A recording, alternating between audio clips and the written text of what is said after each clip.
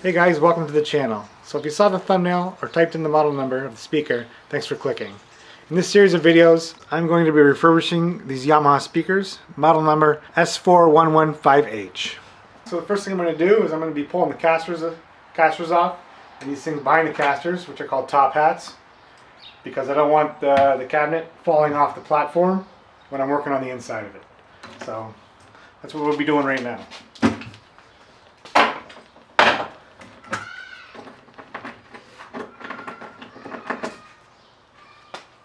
Some of these screws are going to be fine to come out because there's nothing in the holes, but some of them, I don't know if you can see or not, they've got a lot of gunk in them. So I might have to get a hacksaw out even.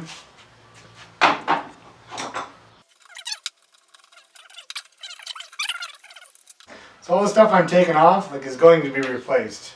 But I'm not going to throw anything out till the new stuff is already on.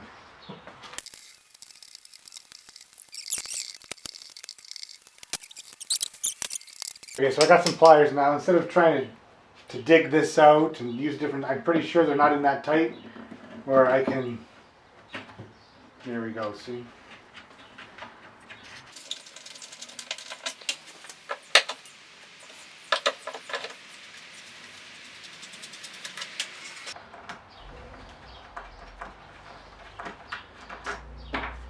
And there's one more down here that you give me a little try.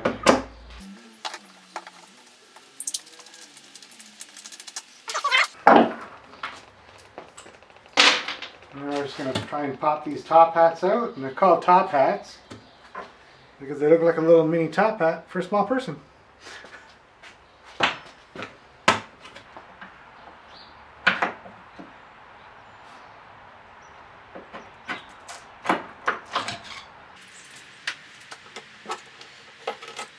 Alright guys, so now I'm going to be taking the back of the speaker off. I want to try and get the insides out, the crossover, the woofer and the tweeter, the sensitive stuff before I take any more of the hardware off. So that's what I'm going to be doing now. Oh, just a quick note. I did acquire these speakers, I think back in 2003 or 2004, and I have not modified. The only thing I've modified on these speakers is this down here. So they used to be the push pins, and then I put in gator clips here, and then the screws in the back, I put in bigger screws. That was the only thing I've ever done to these things.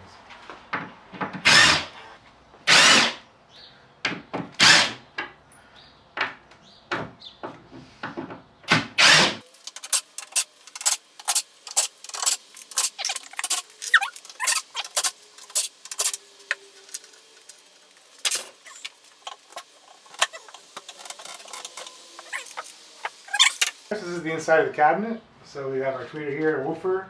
Our crossover is tucked behind this insulation. So all this is going to be coming out and being replaced. So I guess I'm just going to start. You're seeing this in real time, so if I come across any problems, you'll know. So the first thing I want to do is, there's no positive or negative markings on here, so I'm going to put W for white and B for blue, so my crossover guy is going to know what's what. So white, blue.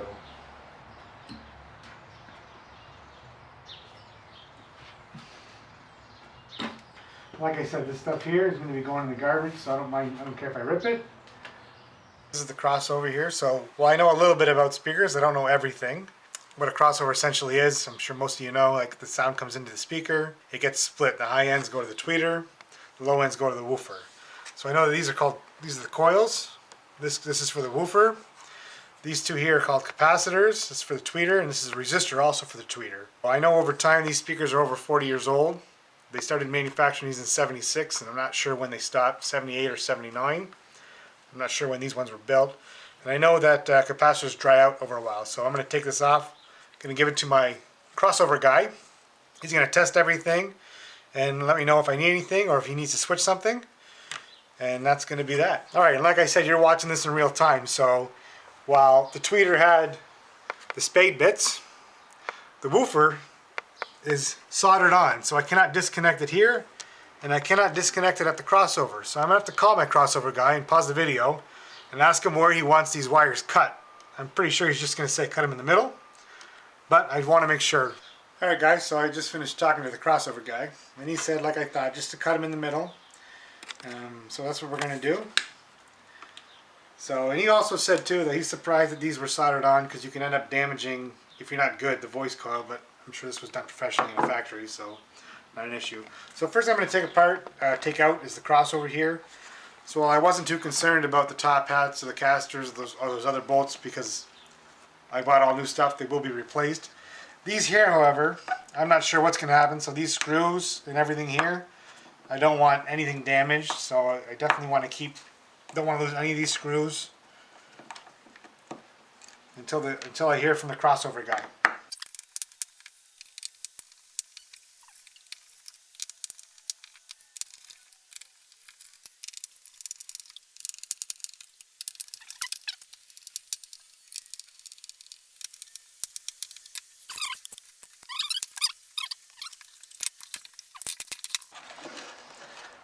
And there we have it, guys.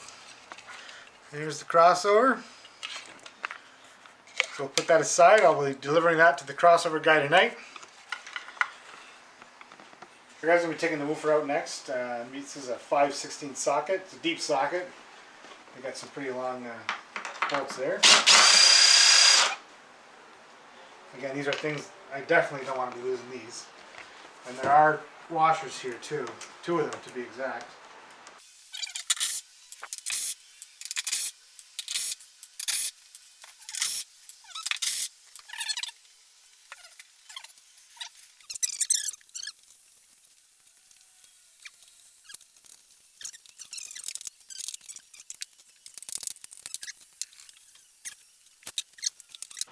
This is definitely not going to be 10 minutes or...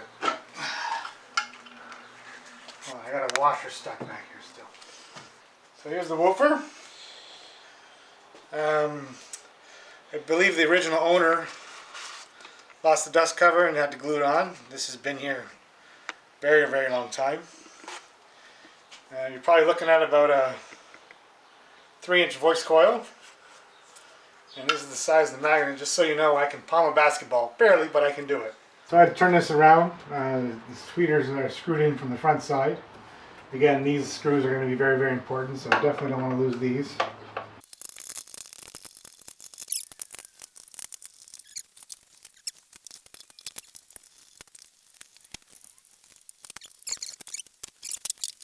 And there it is, with a dead spider on top.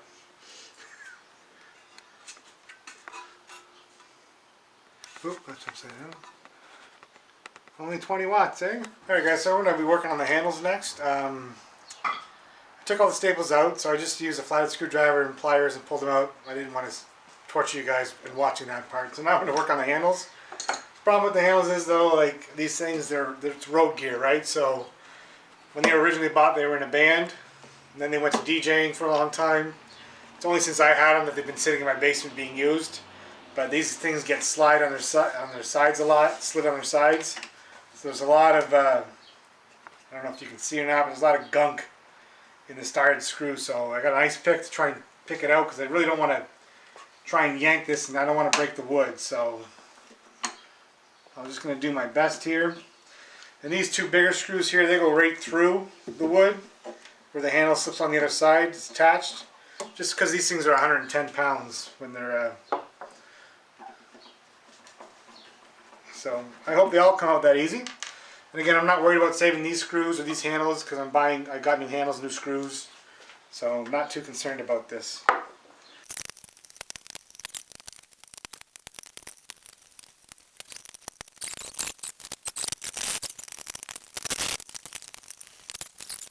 Okay, so now I'm going to be taking out the corners of the speaker. This is just a started screwdriver. Again, these are being replaced along with the screws, so I don't really care if this gets damaged or not, but I don't want to damage the box. Again, I'm only going to take off one. It's pretty straightforward. Like I said, there could be some gunk in there. Like I said, they've been slid on its side, so I'll just dig it out like I did the handle part, and it's pretty straightforward.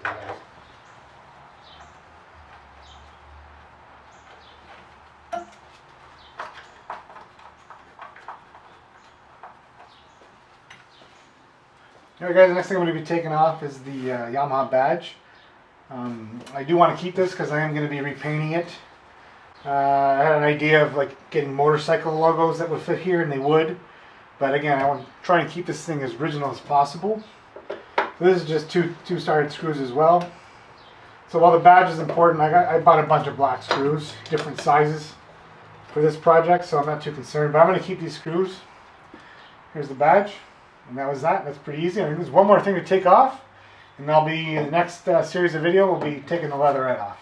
So the last thing I'm going to be taking off is going to be the label on the back of the speaker. I definitely want to keep this. This feels like it's some type of aluminum. It's not paper, so I feel like the aluminum will rip. And to be honest, I'll probably rip it trying to get it off. So we're going to try and do this as gingerly as I can.